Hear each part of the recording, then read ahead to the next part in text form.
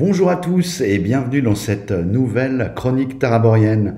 Alors dans cette vidéo, on va s'intéresser un petit peu à la notion de découpage et notamment je vais vous expliquer un petit peu comment j'ai le découpage que je mets en place pour la première campagne qui aura lieu dans les Terres d'Éode dans le cadre des chroniques de Corme.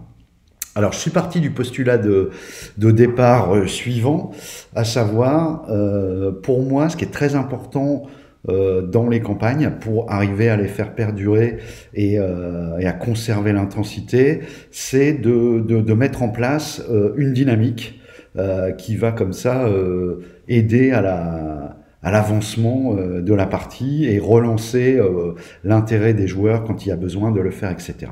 Alors concernant la dynamique, l'expérience que j'ai des campagnes précédentes que j'ai menées, et j'en ai mené pas mal, c'est qu'il y a deux types de dynamique. Il y a une première dynamique qui va concerner un petit peu les récits des personnages, l'épaisseur psychologique que chacun des personnages va prendre au fur et à mesure que la campagne se construit.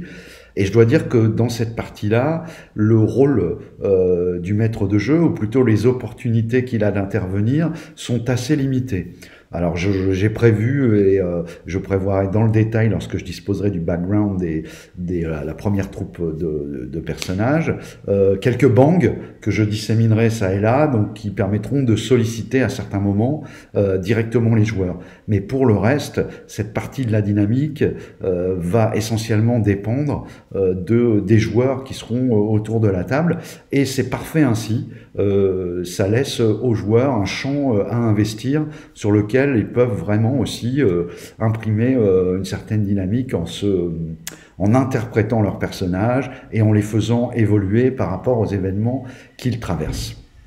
Le deuxième pan, lui, est beaucoup plus lié à ce que va mettre en place le maître de jeu, notamment dans la programmation de sa campagne. J'ai donc pas mal réfléchi pour essayer d'élaborer quelque chose qui, en tout cas sur le papier, a l'air de tenir la route, et puis que j'affinerai au fur et à mesure que la campagne se déroulera. Donc c'était important aussi pour moi d'essayer de trouver des outils qui vont pouvoir s'auto-réguler en temps réel lorsque la campagne aura démarré, je l'espère, début septembre, ce qui nous laisse bien du temps d'ici là pour peaufiner tout un tas de détails.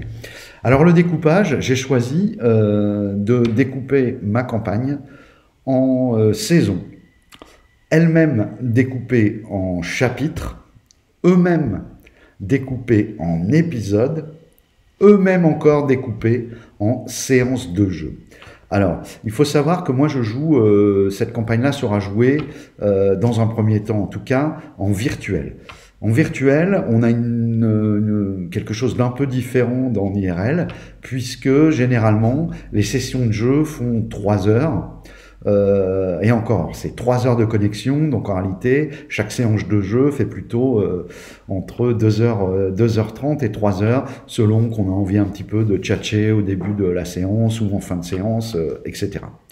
Voilà pourquoi, en réalité, une séance virtuelle correspond à une demi-séance en IRL, voire un tiers de séance en IRL. Moi, j'ai des souvenirs quand on jouait, quand on était beaucoup plus jeune et qu'on avait beaucoup plus de temps à consacrer à cette passion, où on faisait assez régulièrement des 10 heures de jeu, 10-12 heures de jeu, ça passait très bien. Bon, là, on est sur du 3 heures, vous voyez, presque un quart de moins. Donc, du coup, ça va demander un petit travail de manière à ce que chaque séance ait une dynamique propre et un intérêt avec de l'exposition, de la résolution et puis du climax. Pour que tout le monde trouve son compte dans la séance. Donc ça, souvent, lorsqu'on fait jouer des scénarios du commerce, on a ce souci-là, enfin moi en tout cas je l'ai rencontré plusieurs fois, en tant que maître de jeu, on est un peu bloqué parce que tel que le scénario est écrit, en fait les moments forts, etc. sont répartis d'une façon où sur une séance de 3 heures, waouh, c'est chaud d'arriver à tout faire tenir. Alors, suite à ce premier découpage, ça m'a permis également de pouvoir affiner un petit peu par rapport à la progression au niveau. C'est-à-dire que, tout au moins dans les premiers niveaux, eh bien en fait, un épisode correspondra à un niveau. Épisode 1, qui prendra peut-être 2 ou 3 séances, les personnages seront de niveau 1. Épisode 2, qui prendra lui aussi entre 2 et 4 séances, on va dire, les personnages sont au niveau 2, etc. Je pense me tenir à ça, au moins jusqu'au 3e niveau, peut-être même jusqu'au 5, avant de commencer à faire en sorte que on reste un peu plus longtemps sur les niveaux pour en profiter, et aussi parce que je pense quand même que c'est les niveaux intermédiaires qui sont les plus intéressants en termes de jeu, parce qu'ils sont encore relativement pas trop surchargés de méta-jeux, de règles, de dons, de trucs, de machin, et en même temps, il y a déjà beaucoup de possibilités de gameplay pour les joueurs. Mais bon, je suis pas contre la montée de niveau non plus, hein, mais jouer des persos au-delà du niveau 15, je suis pas sûr que ça représente un intérêt en soi si formidable. À voir, je vous en reparlerai lorsque ça me sera arrivé avec le nouveau corpus de règles Pathfinder 2 que je vais utiliser pour cette campagne. Pour augmenter en fait donc la tension et maintenir le rythme, et aussi pour inciter les personnages à résoudre, à avoir un peu cette espèce de course contre la montre pour essayer de terminer, enfin de faire la résolution des épisodes assez rapidement. J'ai également retouché un peu la règle des points, ce qu'ils appellent les hero points, les points héroïques, parce qu'on est supposé avoir un point héroïque à chaque séance. Le compteur se remet à 1. C'est beaucoup trop, sachant que ça permet d'échapper à la mort. On tombe dans on démarre la campagne avec 4 personnages et on la finit avec 4 personnages. Ce qui, moi, bon, si ça doit arriver, ça arrivera, mais c'est pas non plus pour moi. C'est un petit peu dommage que la mortalité soit écartée comme ça. Moi, je suis plutôt old school. J'aime bien qu'il y ait de la mortalité. Ça met en avant le mérite, ça rehausse le mérite des joueurs qui parviennent à garder le même personnage le plus longtemps possible. Du coup, eh bien, première chose, c'est que nous, ce fameux point d'héroïsme, il sera en fait redonné au bout d'un épisode. C'est-à-dire que si les joueurs mettent 4 séances de jeu pour résoudre l'épisode, ils auront un point de départ, un point d'héroïsme. Après, ils pourront toujours en gagner, comme c'est stipulé dans les règles, lorsqu'ils accomplissent une action héroïque. Par contre, au cas où des joueurs auraient emmagasiné et finiraient l'épisode avec 2 ou 3 points d'héroïsme, eh bien le compteur se remettra à 0 à la fin de l'épisode, ce qui fait qu'ils repartiront sur l'épisode suivant avec un seul et unique point d'héroïsme. D'autre part, la règle stipule que lorsqu'on est tué, on peut utiliser un ou tous ces points d'héroïsme pour éviter la mort. Cette règle-là, moi je l'ai house rulée. Il faudra avoir au moins 2 points d'héroïsme pour pouvoir éviter la mort. Un personnage qui n'en a qu'un pourra juste rejouer un jet de dés, mais ne pourra en aucun cas éviter comme ça directement la mort. Voilà. Le premier chapitre. Maintenant, les lunes de glace. J'ai pas été très clair, je crois que j'ai bafouillé un peu dans une vidéo précédente, j'ai dû dire les dunes de glace à certains moments. C'est bien les lunes de glace dont il s'agit, ce premier chapitre qui va se dérouler donc en Pergosie, le long de la grève glacée, va se découper en 3 épisodes, l'or du pirate, du sable sous le givre et la fabrique de rêves. Alors, ce qui est intéressant, c'est de ménager comme ça des scopes différents. On a une saison. La saison, grosso modo, tant que je n'ai pas écrit mes chapitres, je sais juste que la saison, ce sera l'accomplissement de 3 chapitres. Alors, un chapitre, par contre, lui, ce que je sais, c'est que je vais me tenir au fait qu'un chapitre soit la résolution d'un arc narratif principal. Ainsi, les lunes de glace, premier chapitre de la campagne des Chroniques de Corne, eh bien, en fait, aura un arc narratif principal qui sera résolu à l'issue des 3 épisodes des lunes de glace. Ensuite, pour faire en sorte d'avoir un maximum d'évolution et d'avoir également un outil qui me permette, au gré de ce qui se passera dans les parties et de ce que tout le monde ressentira autour de la table, de pouvoir un petit peu comme ça jouer, influer directement sur la dynamique. Eh bien, je me suis aperçu que il fallait que le décor évolue, bien évidemment. Il faut qu'il y ait des points d'intrigue qui comme ça se mettent en place, un peu comme les horloges de certains PNJ, etc. Et je souhaitais affiner un peu la chose, à savoir il y a deux types. Donc moi j'ai appelé ça les éléments essentiels. Ça peut être tel royaume entre en guerre. Voilà. Ça peut être un élément essentiel qui va se déclencher au cours de tel épisode, voire même, je pourrais le noter très précisément, au début ou au milieu de telle séance, qui donc elle-même est contenue dans un épisode. Et j'ai mis en avant deux choses, c'est qu'en fait, il va y avoir, ce qui va être intéressant, c'est qu'il va y avoir des éléments essentiels qui sont révélés aux joueurs. D'accord ? Et des éléments essentiels qui, en fait, vont se déclencher dans le dos des joueurs jusqu'à ce que les joueurs tombent sur des indices, découvrent des indices ou posent des questions, etc., pour que cet élément essentiel leur soit révélé. Ainsi, par exemple, imaginons les joueurs qui sont au milieu des terres d'un royaume. Sur l'une des frontières, le royaume commence à guerroyer avec un voisin. Les joueurs ne s'en rendent pas forcément compte. Moi, il faut bien, en tant que maître de jeu, pour que je puisse anticiper et prévoir ce qui va se passer en termes d'intrigue, ce qui peut se passer en termes d'intrigue, il faut bien, quelque part, que j'ai cette référence.